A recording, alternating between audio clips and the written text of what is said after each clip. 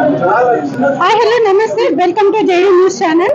ప్రస్తుతానికి మనము తాజ్ కృష్ణలో అయితే ఉన్నాము. ఇప్పుడే బీసీ పార్టీ కొత్త తీన్మార్ మల్లన్న ఒక బీసీ పార్టీని ప్రజల ముందుకు తీసుకొని వచ్చాడు. పేరైతే కనుక తెలంగాణ రాజ్యాధికార పార్టీగా మనకు తెలుస్తుంది. ఇక్కడ ఇప్పుడే మీటింగ్ అనేది అయిపోయింది. సో మనతో పాటు మీటింగ్ అయిపోయిన తర్వాత బయటికి ఈ నేతలు అనే వాళ్ళు వస్తున్నారు, బీసీ నేతలు బీసీ లీడర్స్ అనే వాళ్ళు వస్తున్నారు. వీళ్ళ అభిప్రాయాన్ని అయితే మనం అడిగి తెలుసుకునే ప్రయత్నం అయితే చేద్దాము. నమస్తే అండి. నమస్కారం.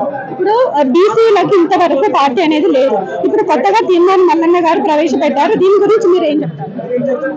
మనకు బీసీలకు జరుగుతున్న అన్యాయం టోటల్ గా మనకు స్వతంత్రం వచ్చి 75 సంవత్సరాల కాలంలో బీసీలకు ఆర్థికంగా రాజకీయంగా చదువుల విషయంలో కానీ టోటల్ గా అన్యాయమే జరుగుతున్నది. దీనికి ముఖ్యంగా అగ్రకులాల కారణం. అగ్రకులాలతోటే మనకు బీసీలకు చాలా ఇబ్బందులు జరుగుతున్నాయి. వాళ్ళకు రావాల్సిన మాట వాళ్ళకు రావడం లేదు, మనకు రావాల్సిన మాట మనకు రావడం లేదు.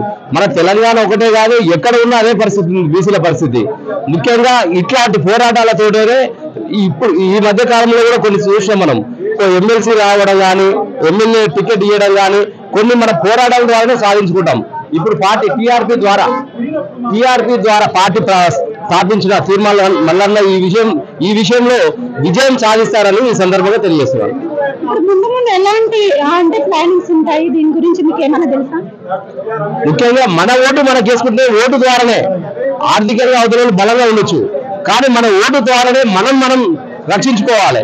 ముఖ్యంగా ఆర్థికంగా బలం కావాలన్నా, మన బీసీలు పైన ఉండాలన్నా మన ఓటు మన ద్వారానే మనం రక్షించుకోవాలని చెప్పి ఈ పార్టీ ద్వారా మనం తెలియజేయాలి, పోరాటాల ద్వారానే. ఈ రోజు తీర్మార్ మల్లన్న టీఆర్పీ పార్టీ ప్రవేశపెట్టడం బీసీలకు రాజ్యాధికారము దక్కుదనే ఆశాభావం కలిగింది. బీసీలు గత 78 ఏళ్ల నుంచి అగ్రవర్ణాల చేతుల్లో నలిగిపోతున్నారు.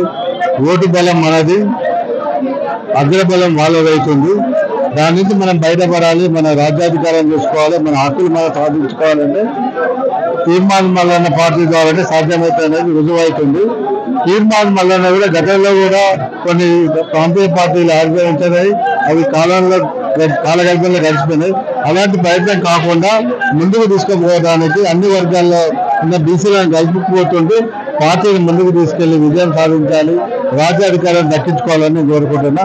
అవకాశాన్ని కూడా ప్రజలు కల్పిస్తారని కోరుకుంటున్నాను. ప్రస్తుతం ఈ 70 సంవత్సరాల ఈ స్వతంత్ర భారతంలో బీసీల కోసం కొన్ని రాజకీయ పార్టీలు వచ్చినాయి పోయినాయి, కొన్ని కనుమరుగవుతున్న ఈ సమయంలో ఈ తెలంగాణకు ఈ ఉద్యమాల నిలవైన ఈ తెలంగాణలో ఒక బీసీ పార్టీ పెట్టడం అనేది ఒక గొప్ప అంశంగా పరిగణించవచ్చు.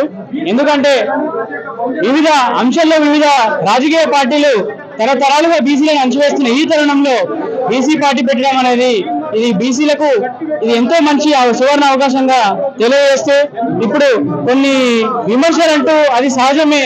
ఎందుకంటే విమర్శలు అంటే ఎదురుగాల్లోనే గాలిపటలు వేస్తుంది కాబట్టి విమర్శలు కూడా ఈ రాజకీయ పార్టీకి తోడవుతాయని మేము కోరుతా ఉన్నాం. విమర్శలు లేకుండా ఎలాంటి రాజకీయ పార్టీ కానీ వ్యక్తి కానీ ఈ సమాజంలో పరిగణించదనేది ఇది సమాజం నమ్మదగింది. కాబట్టి ఈ విమర్శకు నిలవైనా సరే ఎక్కడైనా సరే బీసీలు పెద్ద ఎత్తున ఈ రాజకీయ పార్టీని వాళ్ళ భుజ స్కంధాల పైన మోసుకునే అవకాశం ఇది. కాబట్టి ప్రతి ఒక్కరు కూడా ఈ రాజకీయ పార్టీని, ఈ తెలంగాణ రాజ్యాధికార పార్టీని మీరు భుజ స్కంధాల పైన మోయాల్సిన అవసరం ఉందని తెలియజేస్తా ఉన్నాం.